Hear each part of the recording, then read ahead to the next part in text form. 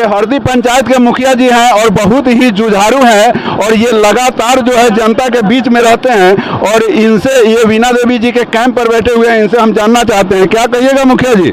ये जीत जो है ना मोदी जी और नीतीश कुमार की जीत है और एनडीए का जो कार्यक्रम जो हुआ है बिहार के अंदर सुशासन की जो सरकार है उसी का यह रिजल्ट है। कुछ लोग जिस तरीके से विरोधाभास कर रहे थे और उस विरोध को एक्सेप्ट भी मीना देवी जी कर रही थी और आप एक ऑनेस्ट कार्यकर्ता हैं, जुझारू कार्यकर्ता हैं, लगातार जनता के बीच में रहते हैं और जनता का दुख को आप अपना दुख मानते हैं, वैसे परिस्थिति में आपने सांसद महोदया को क्या कहिएगा? देखिए, एक तरफ ईमानदार आदमी था और एक तरफ बाहुबली था। इस चीज़ को जो है मुजफ्फरपुर जिला का पूरे नॉर्थ बिहार जानता है कि वीणा देवी का चुनाव किससे था, कौन क्या है नहीं है, ये विशेष कहने की जरूरत नहीं है। यह जीत जो हुआ है नरेंद्र मोदी और नीतीश कुमार का सुशासन की जीत हुई है और वीणा देवी जो है जिस महिला है कैसा भैया, जिस विभाग में जाइए भ्रष्टाचार है। कृष्ण जी महाभारत में कहते हैं पांडव से कि आपके तरफ कहाँ धर्म है, तो उसी प्रकार आपके शासन का कहाँ सुशासन है? जिस विभाग में जाइए भ्रष्टाचार से भरा हुआ है और वैसे परिस्थिति में उसको आप सुशासन कैसे कह सकते हैं? देखिए, सरकार तो हर एजेंसी लगा के रखी हुई है। आपको सरकार बोल रही है किसी को 1 रुपया नहीं दीजिए, आप जो है अपने लालच में गलती अफसर से करवाने के लिए पहले उसको जाके पॉकेट में पैसा डाल देते हैं। या दो सरकार को तो नहीं है, एक नीतीश कुमार एक नरेंद्र मोदी क्या कर सकते हैं? वह जो है जो गरीब जनता के लिए किए, कोरोना काल से अभी तक जो गरीब जनता के लिए किए, आज उसी का रिजल्ट है जो हम आज तक इतिहास गवाह है। स्वतंत्रता के बाद कोई भी ऐसा शासन नहीं हुआ होगा जितना आपके नरेंद्र मोदी और नीतीश कुमार के शासन में जनता लुटा रही है। डायरेक्ट किसी भी वह थाना पर जाइए, ब्लॉक में जाइए, बिजली विभाग में जाइए, कहीं भी जाइएगा बिना पैसा का काम नहीं होगा और होगा भी तो 1 महीना में जो काम होना है वो 1 साल में होगा। इतना परेशान आपको कर दिया जाएगा कि आप तबाह होकर के पैसा दे करके काम कराइएगा। इस पर आप क्या संदेश देना चाहिएगा अपने सांसद महोदया को? क्या इसमें सुधार होना चाहिए कि नहीं होना चाहिए? देखिए, क्षेत्रीय लेवल पर जो है, क्षेत्रीय लेवल पर विधायक जो हुए, सांसद हमारे जो हुए, उन लोग को क्षेत्रीय लेवल पर काम करना होगा। ऊपर की हमारी जो सरकार है, जो मुख्यमंत्री प्रधानमंत्री है, वो लोग जरूरत से ज़्यादा ईमानदार है।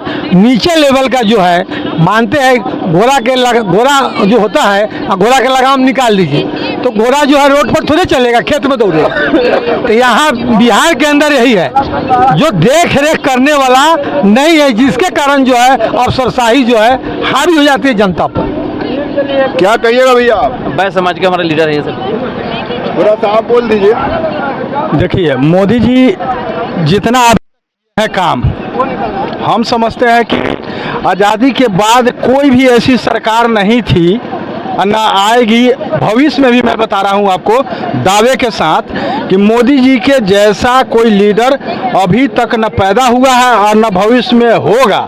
उन्होंने आम जनता के दरवाजे तक अपनी योजनाओं को पहुंचा दिया है। अब इसके बाद में भी यहाँ की आवाम पूरे देश का अगर उनको वोट के माध्यम से मजबूती और ताकत नहीं दे पाई, चाहे नहीं दे पा रही है, तो ये हमारे समझ से मुगल साम्राज्य की तरफ हम बढ़ रहे हैं। हमको कहने में कोई दो राय नहीं है कि वो मुगल साम्राज्य की तरफ फिर हिंदुस्तान जाएगा। और कुछ ऐसे लीडर हैं, ऐसी पार्टी है जो हिंदुस्तान को उसी 500 साल और 200 साल पहले जो घटना हमारे देश में हुई थी उसके तरफ हम मोड़ने की कोशिश कर रहे हैं। उसमें हम आम जनता से अपील करते हैं कि उस क्षेत्र में अब जाने की ज़रूरत नहीं है। आप अपने विवेक से, आप अपने मन से, आप अपने परिवार के लिए ऐसे लीडर को चुनिए जो अभी आपके पास प्रेजेंट हैं और देश को आगे बढ़ाइए। मोदी जी ने देश के लिए, हर घर के लिए बहुत कुछ किया है। और अच्छा, मोदी जी यह बात कहते हैं कि हम में वक्त शक्ति है, बिल्कुल, इस पर आप क्या कहना चाहिएगा? मोदी जी कभी नहीं कहे कि हम देवता के अवतार है, हमारे पास देवों की शक्ति है।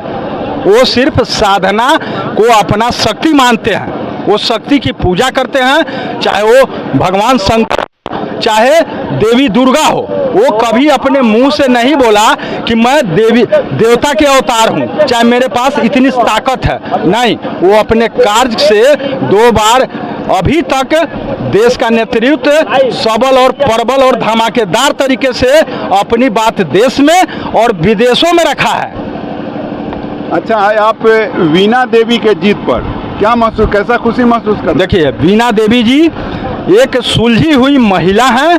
हाँ, कुछ काम उनका अधूरा रह गया है कोरोना के चलते, कि 2 साल में कोरोना का जो भी बजट है, आप मीडिया कर्मी को भी पता है कि सारे सांसद देश के जितने थे उनका बजट 2 साल का सेंट्रल गवर्नमेंट ने ले लिया, 3 साल बच गया। और 3 साल में 7 और 6 विधानसभा में जो भी बजट, आपको सब कुछ हम लोगों से ज़्यादा पता है, आप मीडिया कर्मियों को, उसमें पूरे विधानसभा के हर जन साधारण की आकांक्षा पे खरा उतरना थोड़ा सा मुश्किल है, लेकिन असंभव नहीं है। इस बार उनको फिर मौका मिलेगा तो जोर शोर से।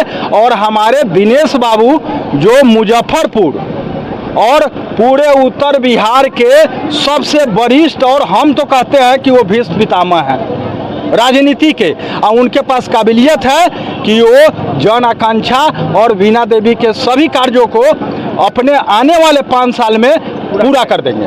आप अपना परिचय दे दीजिए। मैं बबन कुमार, वैश्य समाज का प्रभारी, राज्य विधानसभा तैलिक साहू समाज का जिला संगठन मंत्री और बीजेपी का कथैया मंडल का कोषाध्यक्ष।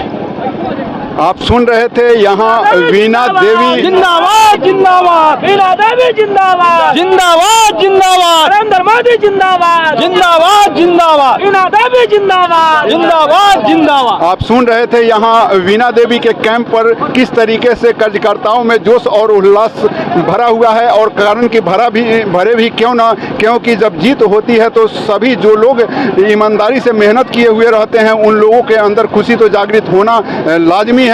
और इसी खुशी का ये लोग लगातार इजहार कर रहे हैं और इजहार करते रहेंगे। और नरेंद्र मोदी के बातों पर ये लोग का एक अथाह विश्वास जुटा हुआ है, और उसी विश्वास के तहत लगातार वीणा देवी जी यहाँ से दूसरी बार सांसद बनने जा रही हैं। बाकी कमेंट सेक्शन में आप लिख कर बतलाइएगा। जय हिंद।